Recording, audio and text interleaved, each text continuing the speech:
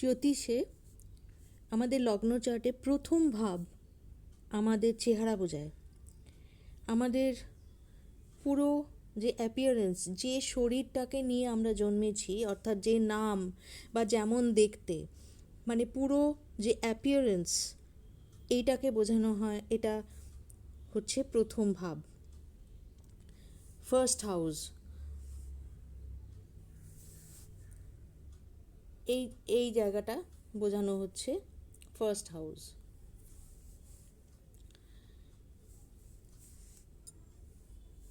এটাকে আমরা একটা ছককে কালপুরুষের, অর্থাৎ হিন্দু সনাতন মত অনুযায়ী নারায়ণের পুরো চেহারাটাকে বলা হয়।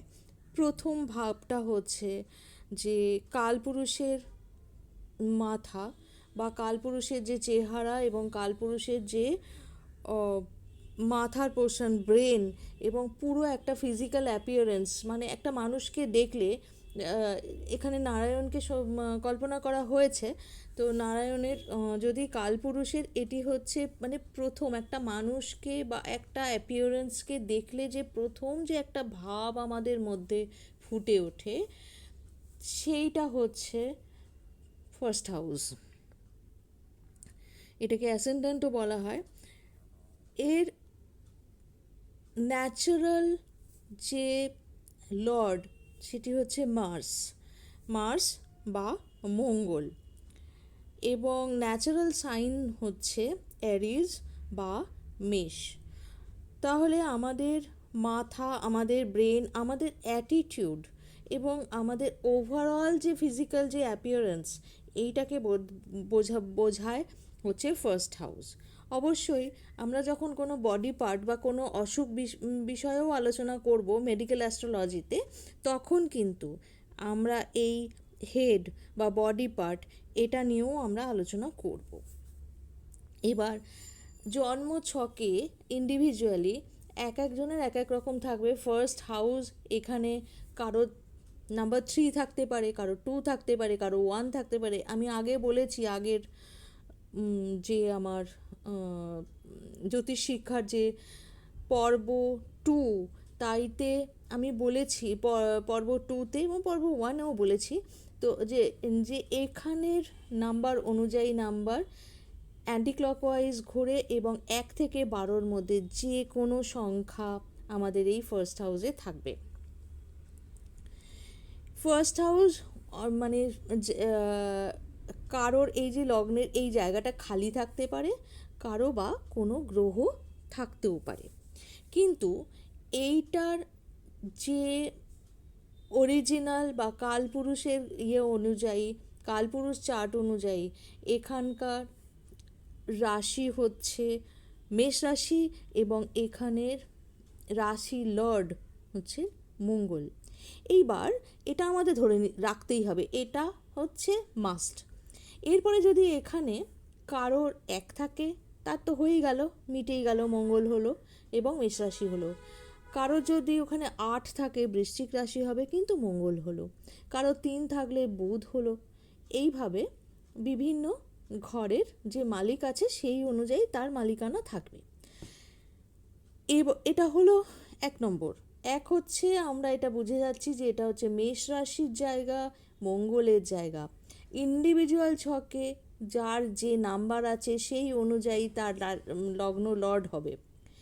এছাড়াও আরেকটা ব্যাপার আছে, এখানে কোনো লগ্ন গ্রহ বা কোনো গ্রহ থাকতে পারে, সেটা আমার লগ্ন লর্ড ছাড়াও অন্য কেউ থাকতে পারে। যেমন আমি বলে দিই যে যদি আমার এখানে 3 আছে লেখা বা 4 আছে লেখা, 3 মানে হচ্ছে বুধ হলো লগ্ন লর্ড, 4 মানে হচ্ছে কর্কট রাশি অর্থাৎ চন্দ্র লগ্ন লর্ড, কিন্তু আমার এইখানে সান বসে আছে, এমন থাকতে পারে। মুন বসে আছে বুধের ক্ষেত্রে, 3-এর ক্ষেত্রে 3 কিন্তু বুধ বসে আছে, চন্দ্র বসে আছে, সেটা হতে পারে। এছাড়া শনিদেব বসতে পারেন, রাহু কেতু, যে কোনো শুক্র, যে কোনো প্ল্যানেটই এখানে বসতে পারে। এবার শুভ অশুভর বিচার কিন্তু আমার ইন্ডিভিজুয়াল চার্ট অনুযায়ী হবে। কিছু আছে কালপুরুষ কুণ্ডলী অনুযায়ী, মানে মেন যে নারায়ণের কুণ্ডলী যেইভাবে দেখা হয়, কালপুরুষ কুণ্ডলী অনুযায়ী কিছু নৈসর্গিক শুভ গ্রহ আছে। আর আমার ইন্ডিভিজুয়াল ছক অনুযায়ী কিছু শুভ গ্রহ, সেটা ক্রূর গ্রহও হতে পারে, কিন্তু আমার জন্য সে ভালো হয় না। কোনো অনেক সময় পাড়ার কোনো মাস্তান, সে তাকে সবাই ভয় পায়, কিন্তু সে আমার বিশেষ বন্ধু, ছোটোবেলা থেকে বন্ধু। তো এমনটা হতে পারে।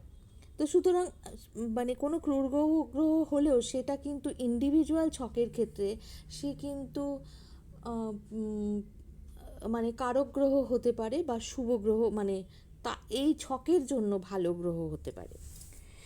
এটা গেল। তো এটা হচ্ছে ফার্স্ট হাউসের ব্যাপার। এবার আমরা যেটা আলোচনা করব সেটা হচ্ছে, যদি এবার লগ্ন অনুযায়ী বা যে অনুযায়ী লগ্ন হচ্ছে সেই অনুযায়ী আমার এই যে 12টা রাশি আছে, 12টা রাশির মধ্যে তত্ত্ব আছে। তত্ত্বর মধ্যে হচ্ছে অগ্নিতত্ত্ব, পৃথিবী তত্ত্ব, বায়ু তত্ত্ব এবং জলতত্ত্ব। আরেকটি আছে আকাশ তত্ত্ব, সেটা নিয়ে আমি পরে বলছি। মেষ, সিংহ এবং ধনু রাশি যদি এখানে পড়ে, অর্থাৎ যদি এখানে 1 থাকে, 5 থাকে বা 9 থাকে, তাহলে মার্স বা মঙ্গল, সিংহ মানে হচ্ছে সূর্য বা রবি, এবং ধনু বা বৃহস্পতি, এরা হচ্ছে তখন অগ্নিতত্ত্বের লগ্ন হচ্ছে, অর্থাৎ লগ্নে অগ্নিতত্ত্ব রয়েছে। এছাড়া বৃষ, কন্যা এবং মকর হচ্ছে পৃথিবী তত্ত্ব। এই তত্ত্বগুলোর কি অর্থ আমি পরে বলছি। এছাড়া রয়েছে মিথুন, তুলা এবং কুম্ভ, এটা হচ্ছে বায়ু তত্ত্বের লগ্ন হবে, এবং জল তত্ত্বের লগ্ন হচ্ছে কর্কট, বৃশ্চিক এবং মীন। এবার ধনুকে বলা হয়, ধনু রাশির ধনু লগ্ন যাদের হবে তারা কিন্তু আকাশ তত্ত্বের হবে। আমাদের যে পঞ্চতত্ত্ব আছে না, তার মধ্যে 4টে তত্ত্ব আমি আলোচনা করলাম, আরেকটি হচ্ছে আকাশ তত্ত্ব, বোম যেটাকে বলা হয়। আমাদের কি আছে? ক্ষিতি, অব, তেজ, মারুত এবং বোম। ক্ষিতি মানে হচ্ছে যেটা হচ্ছে পৃথিবী তত্ত্ব, অব হচ্ছে জলতত্ত্ব, তেজ হচ্ছে অগ্নিতত্ত্ব, মরুত হচ্ছে বায়ুতত্ত্ব এবং বোম বোম হচ্ছে আকাশ তত্ত্ব। এবং এই বোমের অধিকারী একমাত্র ধনু রাশি।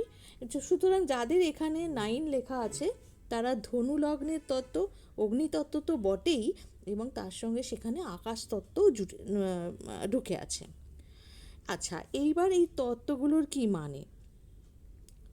মেষ, সিংহ এবং ধনু এরা হচ্ছে অগ্নিতত্ত্বের লগ্ন। মেষ লগ্ন যদি যাদের এখানে 1 আছে, তারা খুব সাহসী হয়, তারা এনার্জেটিক হয়, তাদের মানে খুব ইন্ডিভিজুয়ালিটি থাকে, মানে অর্থাৎ তারা খুব স্বাধীনচেতা হয়, এবং এরা বাই বার্থ হচ্ছে নেতা। They are the captain, they are the leader. এরা দ্রুত সিদ্ধান্ত নিতে পারে এবং যে কোনো কাজ প্রথমে হাত দিতে, মানে ইনিশিয়েশনটা নিতে ওরা ভালোবাসে। যে কোনো জিনিসের ইনিশিয়েটিভ নেওয়ার প্রবণতা এই মেষ লগ্নের জাতকদের হয়। সিংহ লগ্নের জাতকরা, আমরা সিংহকে এর সঙ্গে করতে পারি, এরা কিন্তু খুব কর্মঠ হয় না, বাট এরা খুব একদম খুব পাওয়ারফুল এফেক্ট হয় এদের ভেতরে। এদের স্বভাবটা রাজকীয় হয়, প্রচণ্ড আত্মবিশ্বাসী হয়, এবং এটা উদার হয়, এবং এদের ব্যক্তিত্বের মধ্যে একটা আকর্ষণ থাকে। এদের একটা মানে কেন্দ্রে থাকার, সবার মাঝখানে থাকার একটা প্রবণতা থাকে, এবং এরা সবসময়তেই একটা বিশেষ সম্মান পেতে এরা ভালোবাসে। কাজ কম করতে ভালোবাসে, কিন্তু সিংহভাগ নিতে ভালোবাসে, এবং এরা জানে। এবং সবথেকে বড় কথা, এরা উদার স্বভাবের হয়। যেমন সূর্য হচ্ছে এখানে এই লগ্নের মানে লর্ড, এবং সূর্য জেনারেলি খুব ডিসিপ্লিনড হয়, ভীষণভাবে ডিসিপ্লিনড হয়, এবং এরা কোনো ডিসক্রিমিনেশন করে না। তাহলে আমরা কি পেলাম সিংহ লগ্নের ক্ষেত্রে? এরপরে আসছি ধনু লগ্ন। ধনু লগ্ন কালপুরুষের 9th ভাবকে বোঝানো হয়। তো কালপুরুষের 9th ভাব যাদের লগ্নে এসে পৌঁছায়, তারা বেশিরভাগই ভাগ্য সম্পর্কে এরা কিন্তু খুব মানে নিজেদেরকে খুব ভাগ্যবান মনে করে। এটা আসলে হোক বা না হোক, এদের ভেতরে একটা মানে গড ইজ উইথ মি, এই ধরনের একটা আশাবাদ এদের ভেতরে থাকে। এরা সাধারণত একটু আধ্যাত্মিক মনস্ক হয়। এরা সাধারণত ভুল কাজ করে না, যদি না অ্যাফ্লিক্টেড হয় কোনোভাবে, তা না হলে এরা জেনারেলি সত্যের ওপরে নির্ভর করে, ভ্রমণপ্রিয় হয় এবং ভীষণভাবে জ্ঞান এবং অভিজ্ঞতা সঞ্চয় করতে ভালোবাসে। এরা সব সময়তে জ্ঞান অর্জন করতে ভালোবাসে, বিভিন্ন রকমের অভিজ্ঞতা এরা নিতে ভালোবাসে। অগ্নিতত্ত্বের মানে একটা ভীষণভাবে তার লক্ষণ হচ্ছে এরা যে কোনো রকমের জাখিম যেটাকে বলে, জখম নিতে এরা প্রস্তুত। কারণ ইনিশিয়েশন নিতে চায় মেষ কি চায়, সবসময়তেই চাইবে কি সে নেতা হোক। তো লিডারশিপ নিতে গেলে যে ধরনের প্রবলেম এরা সেটা নিতে পারে। তো এরা কিন্তু লাইফে অনেক রকমের হ্যাসেলস নিয়ে কাজ করে। সমস্ত এই মেষ, সিংহ এবং ধনু। বৃষ, কন্যা এবং মকর পৃথিবী তত্ত্বের রাশি, এই 8 সাইনের রাশি। এরা বিশেষভাবে শান্ত হয়, কিন্তু স্টেবিলিটি হচ্ছে এদের ফোকাস পয়েন্ট। এরা সব সময়ই চাইবে যে এদের লাইফটা স্টেবল হোক। বৃষ লগ্ন, কন্যা লগ্ন এবং মকর লগ্ন, এই স্টেবিলিটি কিন্তু এই 3 জনের ক্ষেত্রে 3 ভাবে কাজ করবে। যেমন বৃষ লগ্নের এরা কিন্তু খুব ধৈর্যশীল হয়। আমরা বৃষকে যদি বাস্তব জীবনের বৃষকে দেখি, যে তিনি কিন্তু মানে নন্দীকে দেখি, তিনি কিন্তু শিবের দিকে তাকিয়ে, মহাদেবের দিকে তাকিয়ে ধৈর্য ধরে একভাবে বসে আছেন, তার কান শুনছে শুধু সব। এই রকম ধৈর্যশীল হয় এরা, খুব বাস্তববাদী হয় এরা, খুব ভীষণ স্টেবল হয়, এদেরকে বিশ্বাস করা যায়। এদের জীবনে স্থায়িত্ব, আরাম এবং আর্থিক নিরাপত্তা, এটা এদের প্রাইমারি কনসার্ন। কন্যা লগ্নের জাতকরা ভীষণভাবে খুঁতখুঁতে হয়, নিয়মানুবর্তী হয়, সেবামূলক এবং প্রখর বুদ্ধিসম্পন্ন হয়। যে কোনো বিষয়ে গভীরে গিয়ে নিখুঁতভাবে কাজ করতে পারে। এরা ডিটেকটিভ হতে পারে। এরা মানে বিভিন্নভাবে এরা বিচার মানে কোর্টে কাজ করে, মানে উকিল, বিচার সম্পর্কিত। কারণ এরা পুঙ্খানুপুঙ্খ রূপে সমস্ত কিছুকে জাজ করতে চায়। এরা ভীষণ খুঁতখুঁতে হয়, কোনো পয়েন্টস, কোনো লুপহোলস এরা দেখতে পারে না। ফলে এদের স্টেবিলিটিটা ওইভাবে আসে, কোথাও কোনো লুপহোলস ওরা রাখবে না, এই ধরনের। সেই জন্য এদের বুদ্ধি প্রখর হয় এবং ওরা সেই লুপহোলস দিয়ে ভেতরে দেখতে পারে যে কতটা ক্ষতি হতে পারে। তো এইভাবে তারা কন্যা লগ্নের জাতকরা স্টেবিলিটি আনার চেষ্টা করে। মকর লগ্নের জাতকরা হয় পরিশ্রমী, কারণ শনিদেব হচ্ছে মকর লগ্নের লর্ড। সেই জন্য এরা খুব পরিশ্রমী হয়, শৃঙ্খলাবদ্ধ হয়, উচ্চাকাঙ্ক্ষা থাকে কিন্তু প্রকাশ থাকে না। এরা খুব গম্ভীর হয় এবং খুব ধীরে ধীরে জীবনে সাফল্যের পথে এগোয়, খুবই ধীরে ধীরে হয়। কিন্তু যতটুকু সাফল্য, যে সাফল্য পায় সেই সাফল্যে কোনো নড়াচড়া হয় না, এতটা স্টেবিলিটি। তাহলে 3 জনের স্টেবিলিটি পৃথিবী তত্ত্বের ক্ষেত্রে, যে স্টেবিলিটির কথা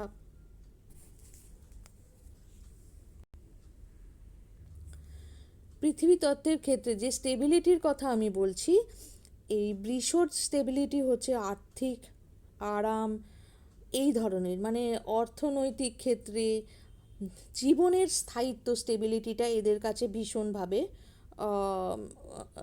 মানে প্রয়োজনীয়, এদের ফোকাস পয়েন্টটাই থাকে জীবনের এই স্টেবিলিটিটা।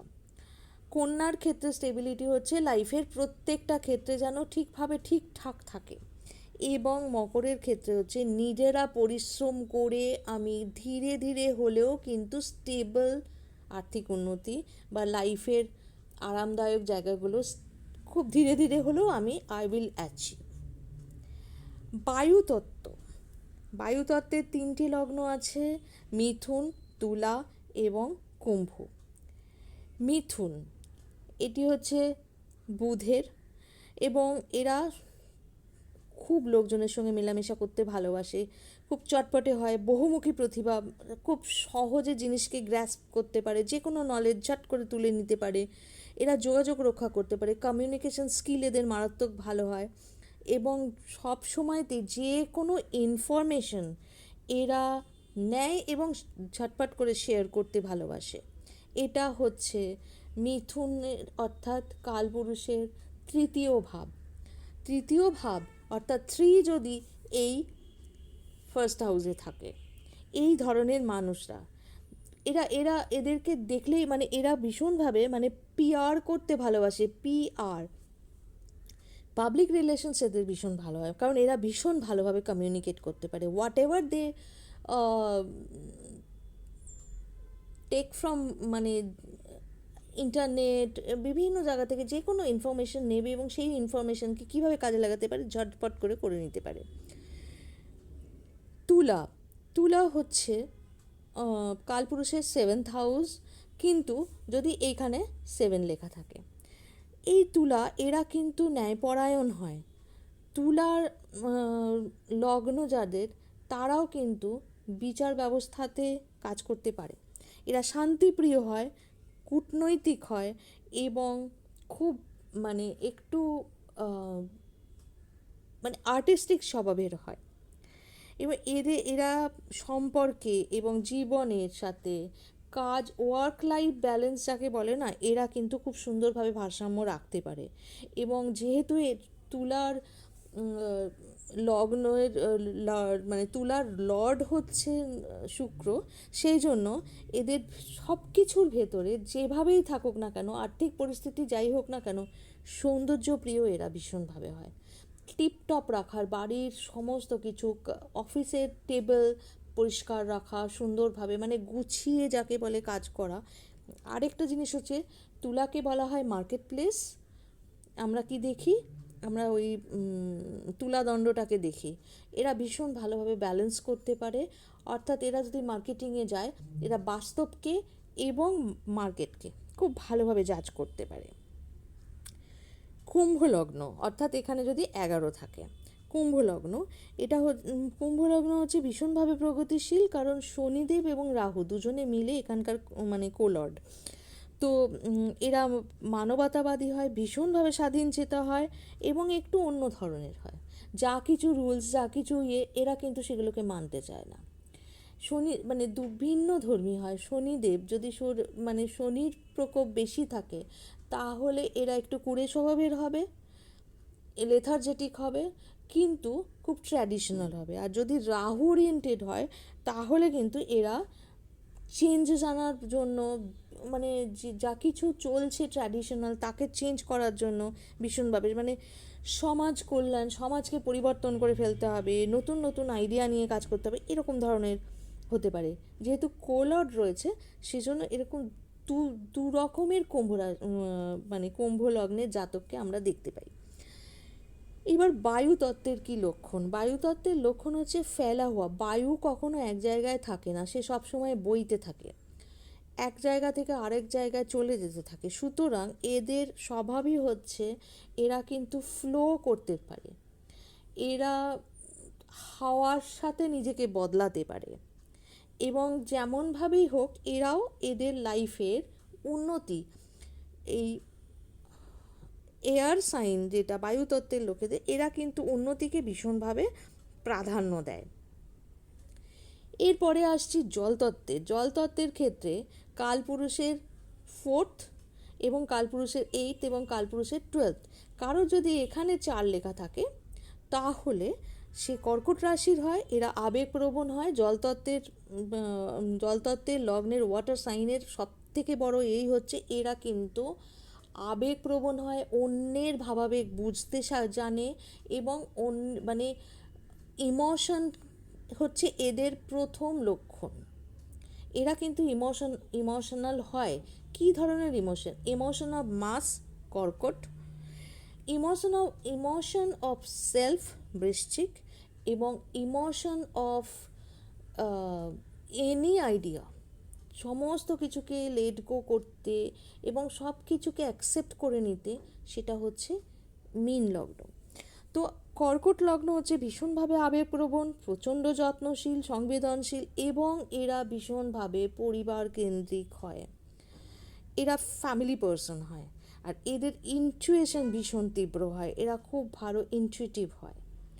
তো কিন্তু যেহেতু এটা মাসকে বোঝায়, তো 4 নম্বর যদি যাদের এর মধ্যে এখানে লেখা রয়েছে, এরা সরকারি কাজ করতে পারে, যেখানে মাস মানে আমজনতা যেখানে রিলেটেড আছে, এই ধরনের কাজ এদের জন্য ভালো। বৃশ্চিক লগ্ন যদি এখানে 8 লেখা থাকে, এখানে যদি 8 লেখা থাকে, তাহলে আমরা তাকে বৃশ্চিক লগ্নের জাতক বলবো।